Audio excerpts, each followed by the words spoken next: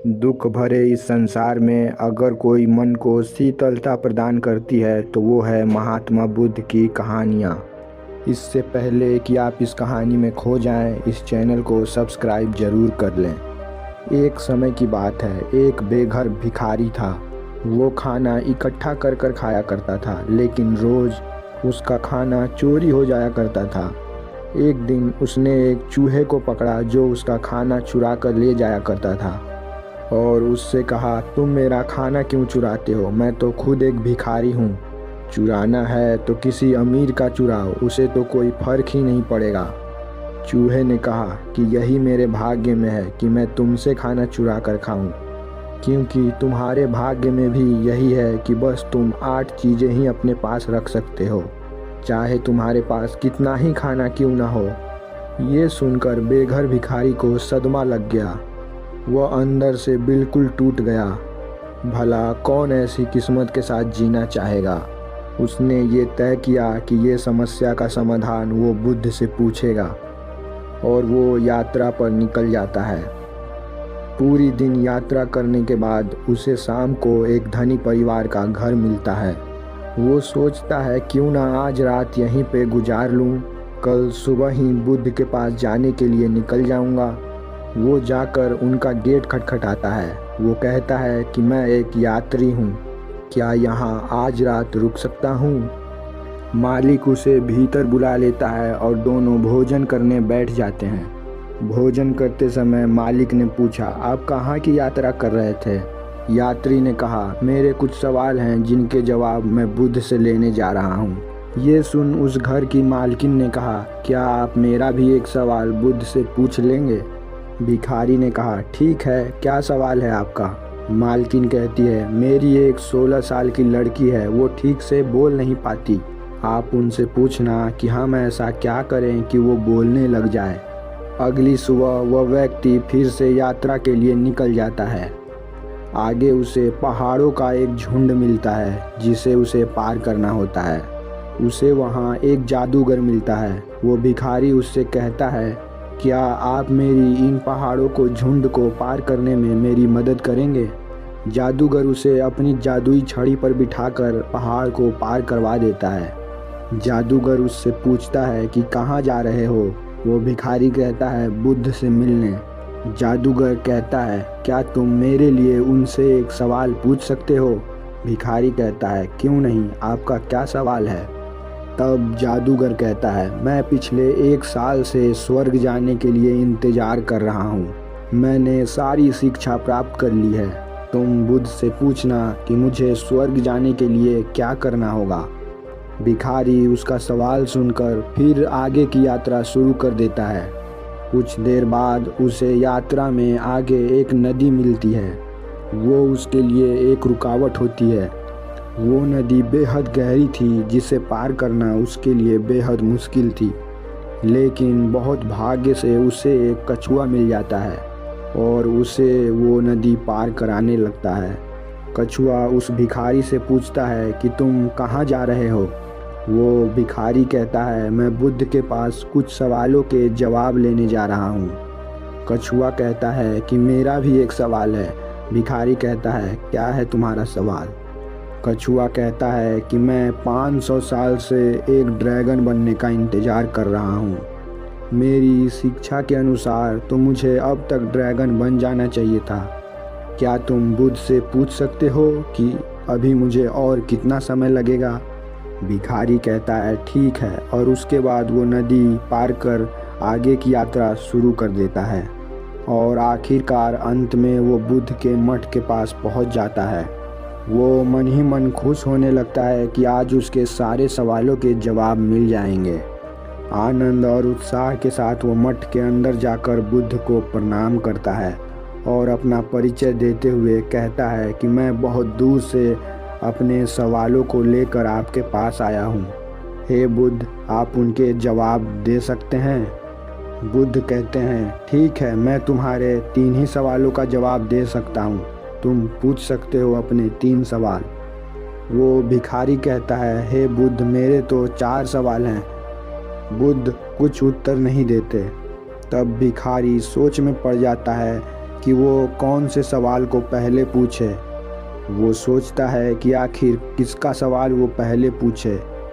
वो सोचता है कि वो कछुए का सवाल पूछ सकता है, क्योंकि वो 500 सालों से ड्रैगन बनने के लिए इंतज़ार कर रहा है।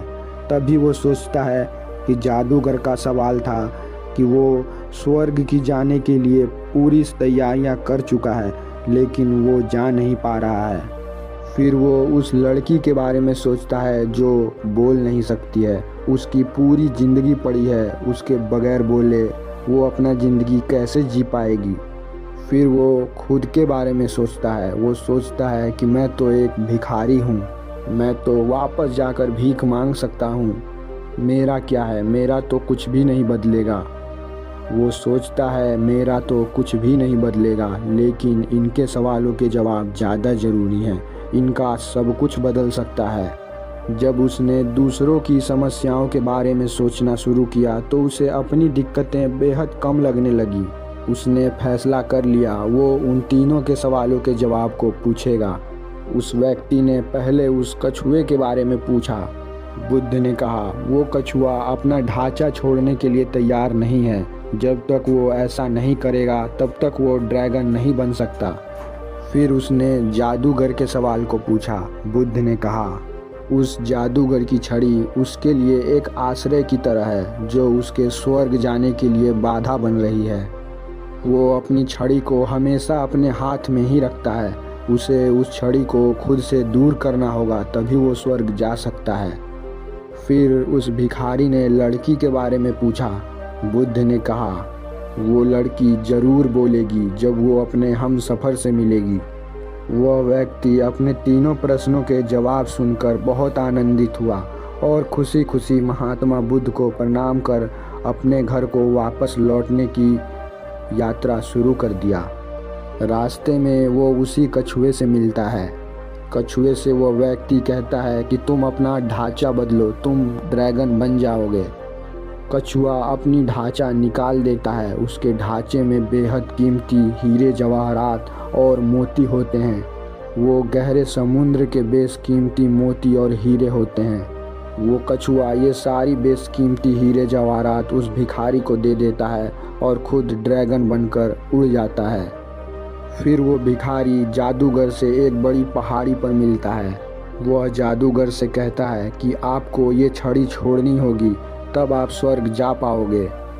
तब वो जादूगर अपनी छड़ी को भिखारी को दे देता है और जादूगर स्वर्ग की यात्रा पर निकल जाता है। अब उस भिखारी के पास कछुए का दिया हुआ धन था और जादूगर की छड़ी थी।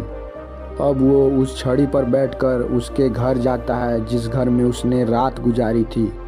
उस भिखारी को देखकर वो परिवार वाले बेहद खुश होते हैं कि वे उनके पास वापस लौट आया। अब उनकी बेटी फिर से बोल पड़ेगी। भिखारी उनसे कहता है आपकी बेटी तभी बोल पाएगी जब उसे अपना हम सफ़र मिल जाएगा।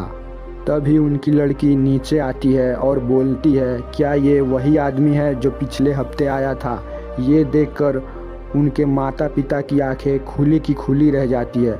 वो बेहद खुश हो जाते हैं। वे समझ जाते हैं कि यही उसका हमसफ़र है। वे दोनों की शादी हो जाती है और वो दोनों बेहद खुशी खुशी रहने लगते हैं। अतः इस कहानी से हमें ये शिक्षा मिलती है कि जो भी हम अच्छा कार्य करते हैं वो किसी न किसी तरह से हमारे पास लौटकर वापस ज़रूर आती है। इसलिए बेकार के काम को छोड़िए, अच्छे कर्म और अच्छे कार्यों को सदा करते रहिए, क्योंकि उसके फल को आपके पास किसी न किसी रूप में लौट कर आना ही पड़ेगा।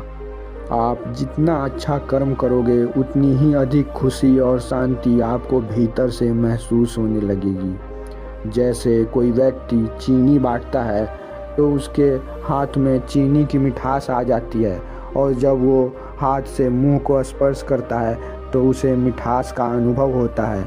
इसी विपरीत अगर कोई व्यक्ति मिर्चा बांटता है तो उसके हाथों में मिर्चेपन की कड़वाहट मौजूद हो जाती है और जब वो इन्हीं हाथों से अपने मुख को स्पर्श करता है तो उसे तीखापन का एहसास होता है।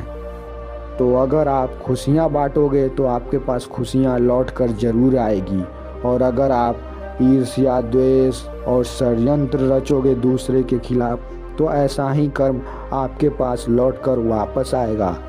तो फैसला आपके हाथों में है कि आप अच्छाई में डबल लेना चाहते हो या बुराई में।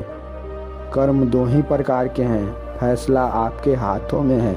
दोस्तों, अगर ये कहानी आपको ज्ञानवर्धक लगी हो तो अपने सगे संबंधियों में शेयर ज़रूर करें।